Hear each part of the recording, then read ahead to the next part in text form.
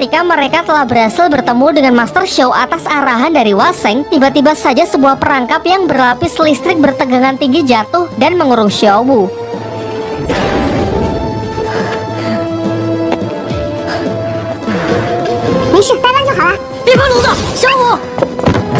Ternyata ini adalah sebuah perangkap yang sudah disiapkan oleh anak si wali kota.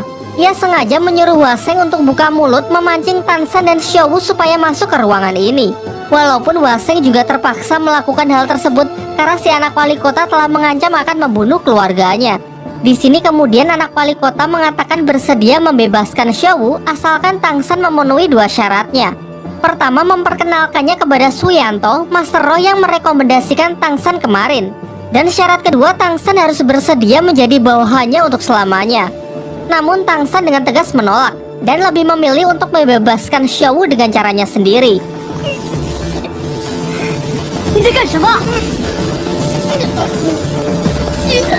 Ternyata ia nekat menghancurkan kurungan listrik tersebut menggunakan roh pelindung rumputnya. Meskipun dikatakan mustahil, nyatanya ia berhasil membukanya.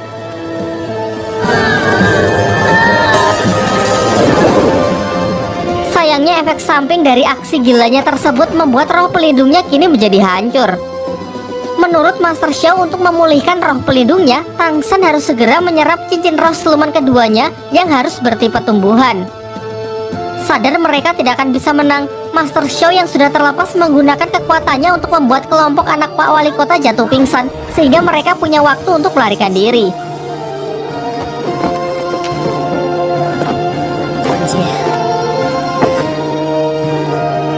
Tak lama setelah itu, efek gas tersebut perlahan mulai hilang.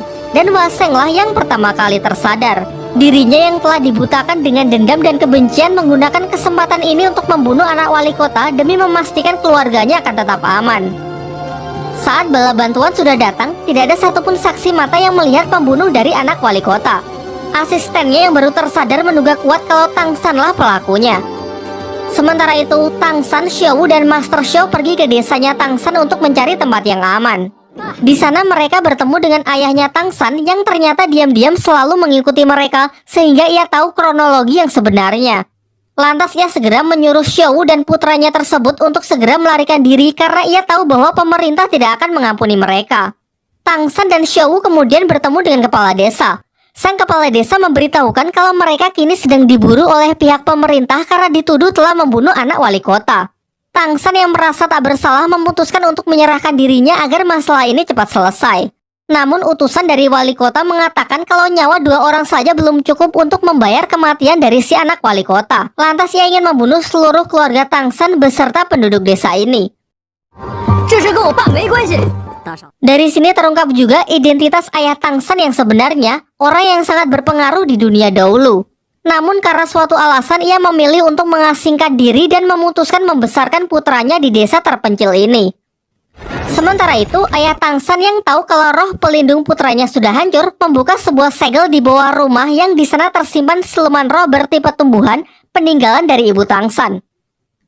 Kemudian ia mempercayakan masalah ini kepada Master Xiao, sedangkan dirinya sendiri akan pergi ke kota untuk menyelesaikan akar dari permasalahan. Selepas itu, Master Xiao segera kembali untuk membangkitkan roh siluman rotan yang tadi sudah dibuka segelnya oleh ayah Tangsan. Ia berencana memanfaatkan amukan dari siluman tersebut untuk mengalihkan perhatian dari pasukan utusan wali kota.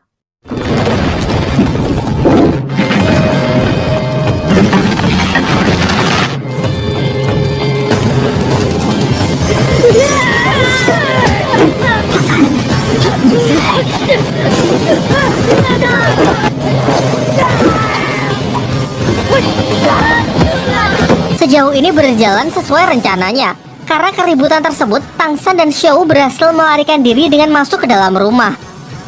Master Xiao lalu menjelaskan bahwa siluman roh ini berumur 600 tahun. Sangat cocok menjadi cincin roh kedua Tangsan, juga demi menghidupkan kembali roh pelindung rumput perak yang sebelumnya telah hancur. Di luar dugaan, utusan wali kota memiliki roh pelindung listrik yang sangat kuat. Ia mampu bertahan dari serangan-serangan roh siluman tanaman tersebut.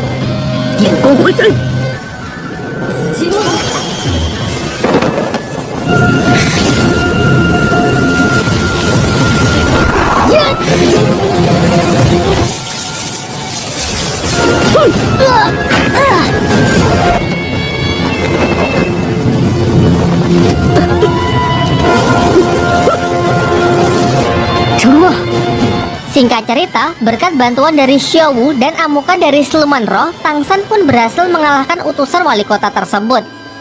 Setelah pertarungan itu, roh siluman pun melemah. Kesempatan inilah yang dimanfaatkan Tang San untuk menebangnya demi mendapatkan cincin keduanya. Karena penyerapan dua cincin roh dalam waktu yang berdekatan membuat tubuh Tang San sangat kesakitan. Xiaowu yang melihat Tang San sangat menderita, memberikan sedikit energinya untuk membantu Tang San. Singkatnya, Tang San pun berhasil melewati masa kritis dan mendapatkan cincin roh keduanya. Di waktu yang bersamaan, ayah Tang San sudah sampai di kota, menghentikan rombongan dari wali kota dan sendirian ia dapat mengalahkan para pengawal tersebut demi membunuh sang wali kota. Diperlihatkan malam harinya, alih-alih berduka atas kematian pemimpinnya, para warga pun sangat senang karena kini mereka telah terbebas dari wali kota yang kejam yang selalu menindas rakyatnya.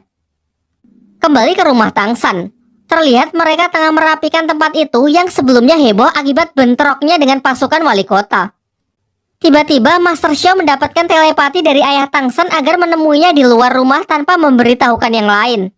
Ayah Tang San memberikan sebuah obat kepada Master Xiao yang dapat membantu Tang San dalam proses penyembuhan roh pelindungnya. Sekaligus ia juga ingin berpamitan karena mulai sekarang ia akan mempercayakan putranya kepada Master Xiao dan meminta agar identitasnya tetap dirahasiakan dari Tang San.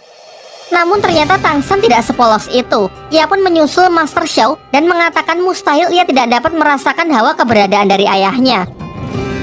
Ia kemudian berjanji akan berlatih lebih giat untuk membuktikan bahwa ia bisa menjadi Master Roh yang terkuat. Baru setelah itu ia akan menagih janji ayahnya untuk menceritakan sejarah lengkap mengenai keluarganya.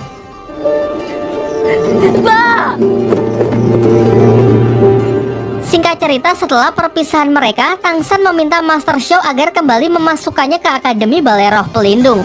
Namun Master Xiao ragu kalau mereka akan diterima kembali setelah semua yang terjadi.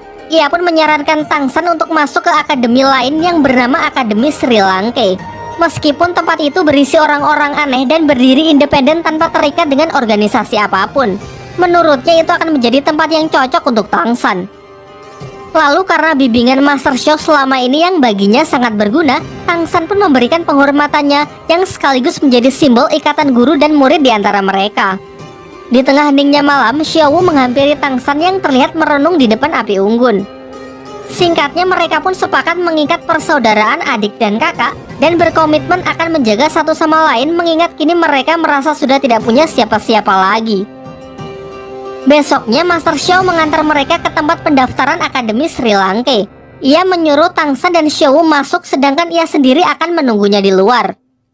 Di sini Tang San yang tak memiliki cukup uang untuk biaya pendaftaran ataupun uang gedung tetap diterima di akademi karena sikap jujurnya. Pada saat yang bersamaan ia juga bertemu dengan beberapa siswa lain yang mendaftar, seperti Su Ying yang daftar dengan motivasi ingin bertarung melawan Dai Mubai, seorang murid senior yang juga bertugas sebagai panitia pendaftaran. Juga ada pendaftar lain, seorang wanita misterius yang bernama Hulena. Singkat cerita, siswa senior lain yang bernama Aosike berbaik hati mengantar mereka menuju asrama akademi yang sudah disediakan.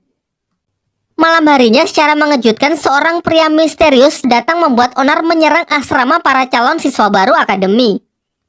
Ia mengaku memiliki dendam pribadi dengan Akademi Sri Lanka dan berniat menghancurkan akademi tersebut beserta seluruh siswa-siswanya.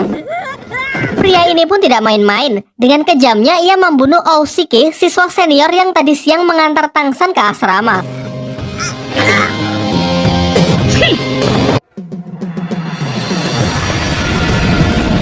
Menyaksikan hal itu, Tang San jelas tak tinggal diam. Bersama Xiaowu dan murid baru lain yang bernama Su Ying pun melakukan serangan kombinasi untuk berusaha melumpuhkan pria tersebut. Sayangnya pria ini sangatlah kuat. Tak ada serangan mereka yang sanggup melukainya karena nampak mereka yang berada di level yang berbeda. Dari kejauhan, murid baru lain yang bernama Hulena cuma mengamati pertarungan mereka tanpa ingin terlibat sama sekali.